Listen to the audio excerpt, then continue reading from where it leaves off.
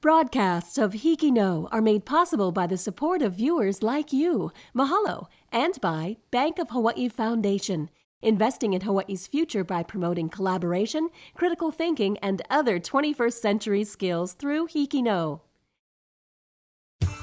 Next on HIKI No, stories from across our island chain. My brother Jason and I are going to run a half marathon. Two brothers compete together in long-distance runs. One of them has cerebral palsy.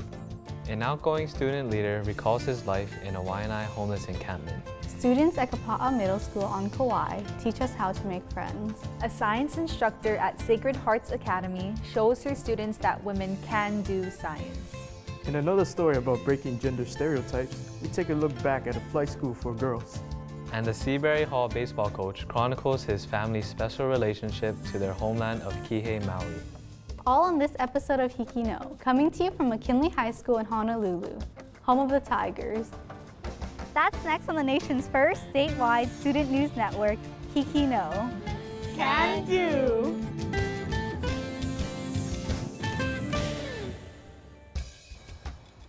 We're here at President William McKinley High School on the island of Oahu in the heart of Honolulu. Now entering its 150th year, McKinley High School is the oldest public high school on the island. Pride and tradition is a slogan that is seen throughout the campus of McKinley. One of the longer standing traditions is the Code of Honor. Written by Munshi Chun, a student from the class of 1927, the Code of Honor expresses the high standard of behavior McKinley students strive to maintain. In 2002, the phrase "love for God" sparked controversy among students and faculty. However, the controversy subsided and the Code of Honor remains hanging in the administration building to this day. Our first story comes to us from Waianae Intermediate School in West Oahu, where students introduce us to a young man with a winning personality and a challenging past. So it's 17 through 21. Waianae Intermediate School, 7th grader, LARENZO TAGURA-BEAR, is a star athlete, an honor roll student, and a leader, when he is not joking around with his friends. It's a little kid. For the past 2 years, LARENZO has been entertaining his friends at his after-school home, the Waianae Boys and Girls Club. When I first moved to Waianae, my mom, over the summer, she put me in the club. Since becoming a member, LARENZO, like the nearly 4 million students the Boys and Girls Club of America serves, found a place to do homework, hang out, and form friendships. LARENZO was the vice president for my leadership program for the 10 through 12-year-olds. He was the greatest peer leader for the other kids there. He would come straight from after school and stay until closing. Because of this dedication and late hours, JOHNA LEEDY would drop him off to where she thought was his home until one day I seen him crossing the street. We had tents, and when it was windy, stormy, we always had to strap down with tape. We always had to build fire whenever to cook food. The Waianae community has more homeless than anywhere else in the state of Hawaii. LARENZO is just one of the approximately 1.7 million youth who are homeless every year in the nation. It was in here where LARENZO lived with 12 other people. Being homeless, my mom never really called it homeless. She called it houseless. You don't have much food, but we try. I'm sorry. I used to sleep there, but I chose to stay with my mom because I figured I could help her out a little because she was having a hard time. LARENZO being homeless was unacceptable for Boys and Girls Club director, LANA KEAMO. Your actions gotta speak louder than your words. You gotta show. I cannot just tell the kids I love them and find out that they're homeless and not invite them in. For the next year, Ms. KEAMO provided a home for LARENZO. She believes our country needs to unite to solve the homeless issue. If every organization in the nation would take in one homeless child, the world would be a much brighter place. LARENZO has since moved out of Ms. KEAMO's residence, and he is no longer homeless. Out of respect for his privacy, we have decided not to reveal where he is living. With homelessness behind him, LARENZO is able to reflect on his experience. It feels easy. It's not hard for me to get food or to shower, to be clean. I'm just really happy I can have a roof over my head. This is Amy Nevis from Waianae Intermediate School for HIKI No. Stay tuned after the show to hear what students who created this story learned from their experience. We're back at President William McKinley High School, home of the Tigers in the heart of Honolulu. One of the greatest traditions of McKinley is the school spirit and pride. From the basement beginnings of the old Fort Street Church to Princess Ruth's Palace to the Baratania and Victoria Street location, McKinley High School continues to show her pride and spirit despite its several past locations. In 1923, McKinley High School found her permanent home at the current King Street location. Riling students helped fund the construction of several buildings and created a synergy around campus that cannot be explained in words. It is because of this tradition of school spirit and pride that many alumni recognize the prestige that comes with being a graduate of McKinley. We take you now to Kapaa Middle School on the island of Kauai, where students offer us a primer on the art of making friends. When someone comes to a place for the first time, it's not always easy to make friends. So to change that, you can have the confidence to introduce yourself to the person. Start a conversation with a compliment and relate with them. If you see that they are lonely, invite them to sit next to you. Invite them to spend time with you, as in going to the beach or movies together. Now that you have made a new friend, go have fun with them. This is LANA Marvin from Kapaa Middle School for HIKI No. HIKI No is now on Instagram. For show updates and a peek behind the scenes, follow us on Instagram at HIKI No Can Do. We're back at McKinley High School in the heart of Honolulu in front of the President William McKinley statue. Commissioned in New York, the 8-ton statue was then shipped to Hawaii and dedicated in 1911. When McKinley High School relocated to King Street in 1923, the statue was placed on top of the oval. The oval was a physical reminder to students to do their best and persevere. As a result, the tradition of walking over the oval gives graduating students an overwhelming feeling of accomplishment and success. Our next story comes from Sacred Hearts Academy in the Kaimuki district of Honolulu, where a teacher at this all-girls school inspires her students to shatter the old stereotype that science is for boys. I was actually moving around because now I have no idea either. They look exactly the same. Meet Miss Erin Flynn, a passionate biology and physics teacher at Sacred Hearts Academy. Dilute hydrochloric acid. I was that little kid outside running around, picking up rocks looking for salamanders and bugs and digging up worms. I just want to get us started on the next thing so we don't run out of time. This past summer, she received the Presidential Award, one of the country's top awards for science teachers. What would cause it to have less density? Miss Flynn was one of 2 teachers from Hawaii to be recognized. I was having people email me saying, oh, I saw on the Honolulu Star Advertiser, this article came out that you won, and I was like, I didn't even know. The honor came with a trip to Washington, D.C. and meeting the president. So when I came up, he said, so you must be the other Hawaii lady, and I said, yes, I am. Give a little shout out for our school. The award might have come as a surprise to Miss Flynn, but not to her students. Ask me again tomorrow. I wasn't surprised at all. She's a remarkable teacher. She loves what she does, and that's evident in the way that she's so passionate about biology. Miss Flynn is really passionate about what she teaches, and that makes class very enjoyable. Because this one is supposed to be 2 by 2 by 2, but I know right now it's not. So should we? As a teacher, she is now nurturing that same love of science, technology, engineering, and math, better known as STEM, in young girls at the Academy.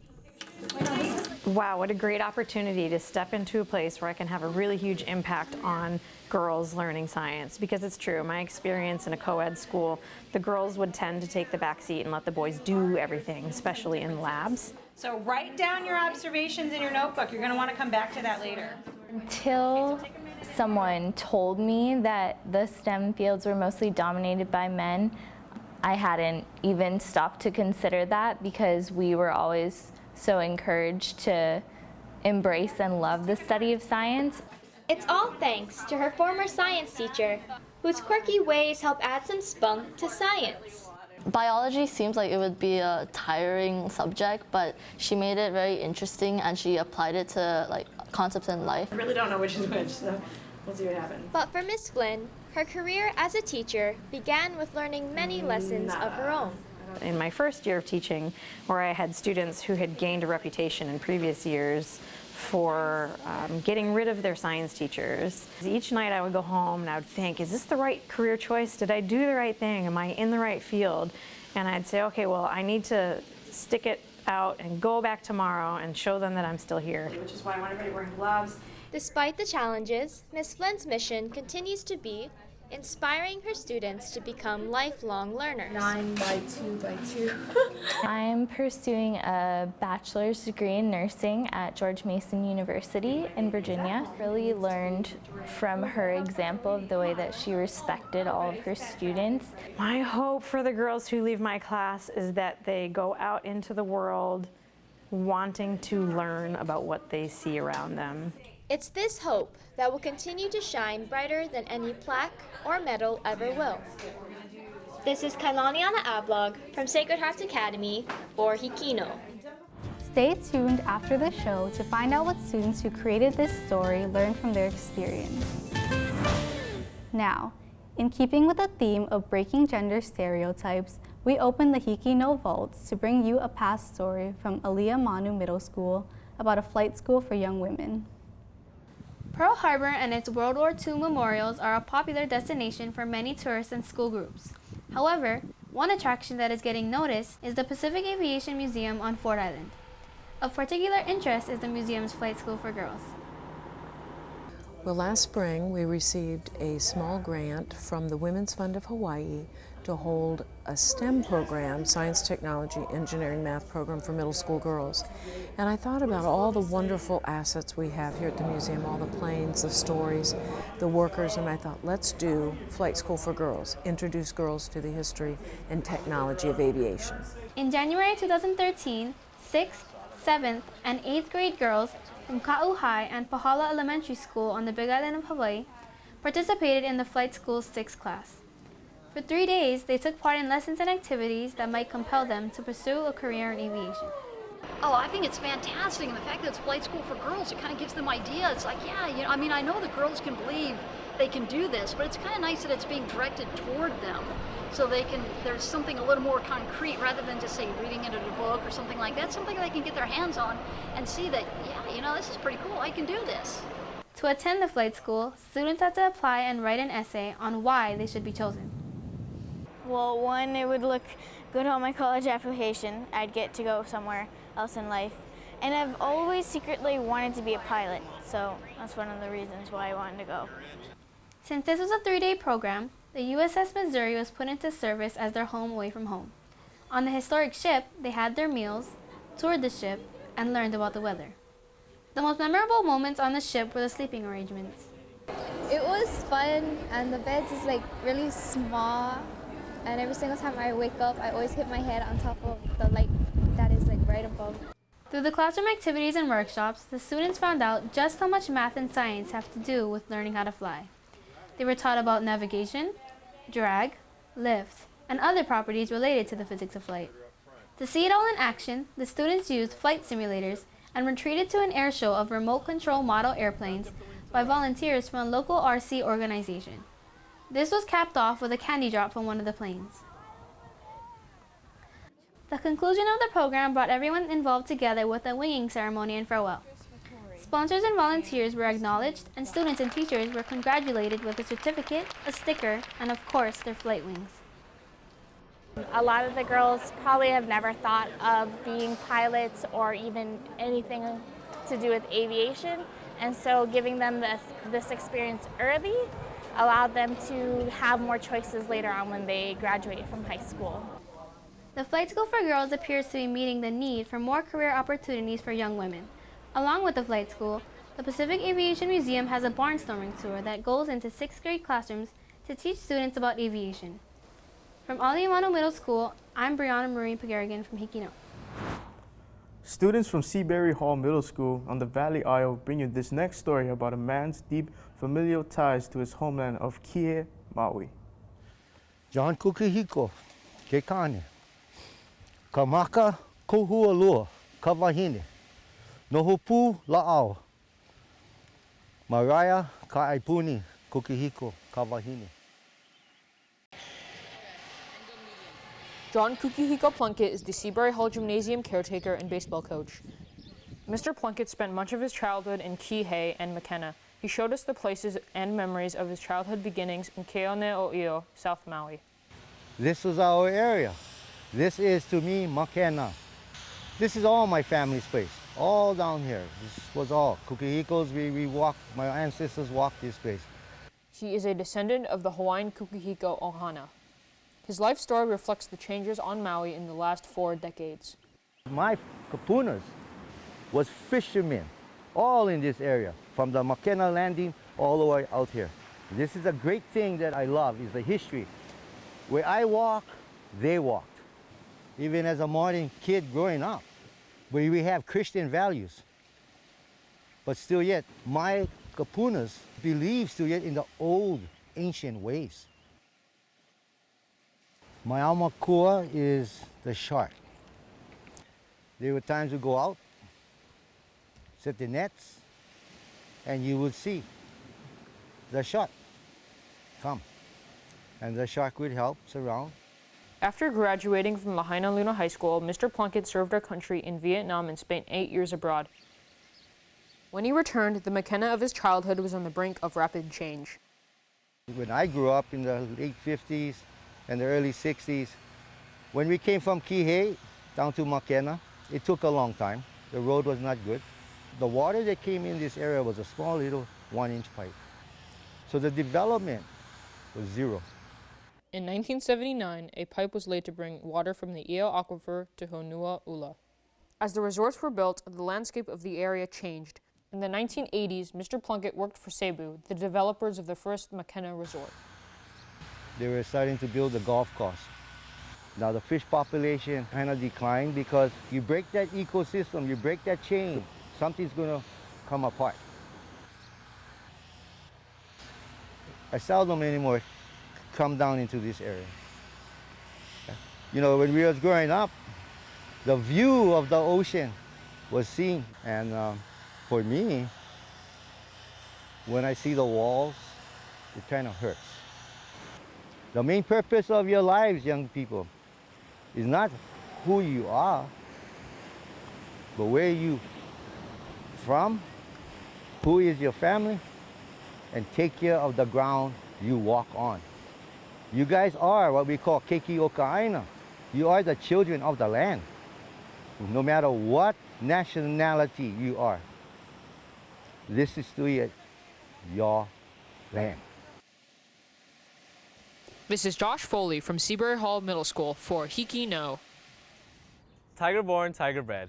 We're back here at President William McKinley High School in the heart of Honolulu, home of the Tigers.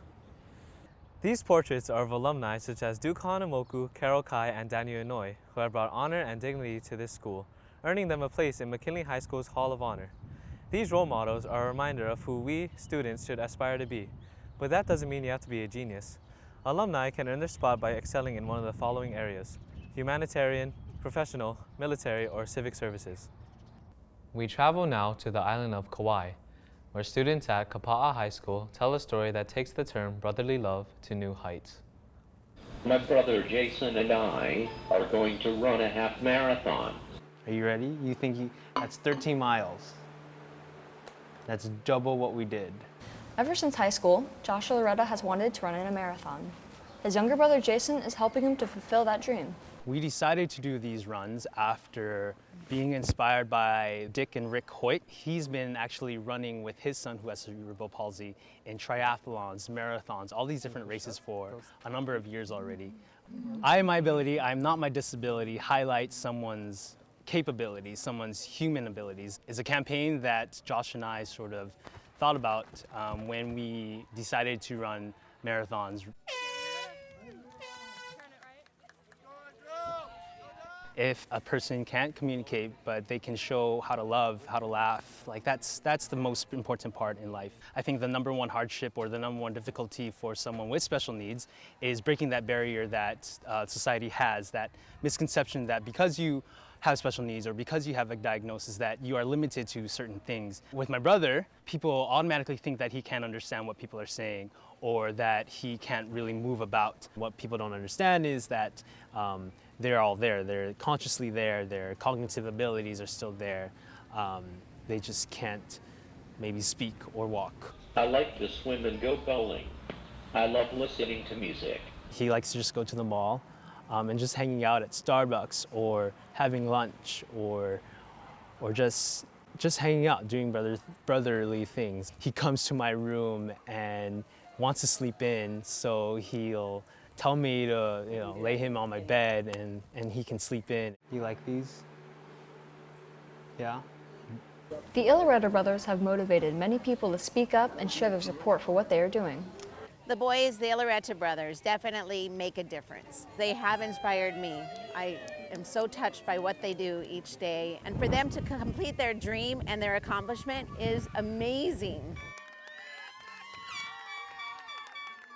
When asked what message they would give to someone going through similar difficulties, Josh and Jason wanted to tell everyone, Don't give up on their dream and just go for IT.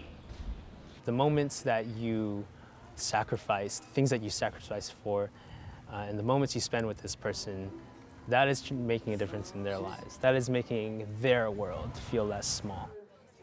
This is Kiara Weatherington from Kapaa High School for HIKI Now. Well, we come to the end of this episode of HIKI No. Remember, all of these stories were written, shot, and edited by students like us. We hope you've enjoyed watching this as much as we've enjoyed sharing this with you. Stay tuned after the credits to find out what some students learned from working on this show. For more proof that Hawaii students hiki no. Can do!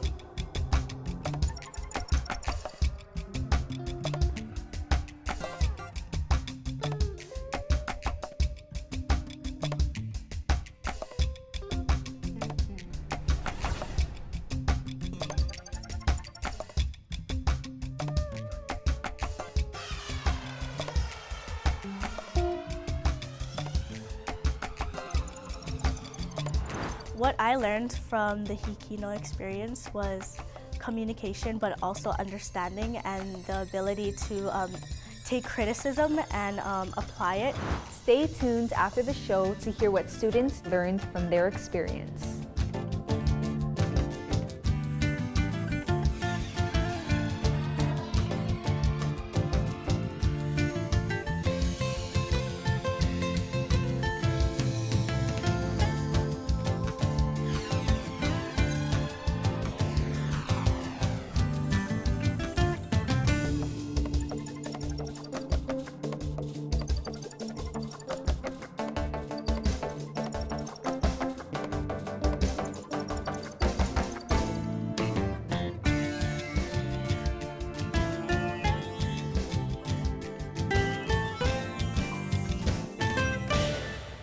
I was the reporter, editor, and writer for the Sacred Heart story on Miss Erin Flynn, the biology and physics teacher at Sacred Hearts Academy.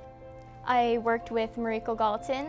We have very good work ethic together. We bounce off each other's ideas a lot.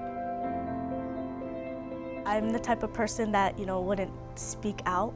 I would be the one that would kind of shy away from talking to others. But when I worked on the story with Kailani, I learned how to open up a little more and share my opinions and viewpoints on how to do something.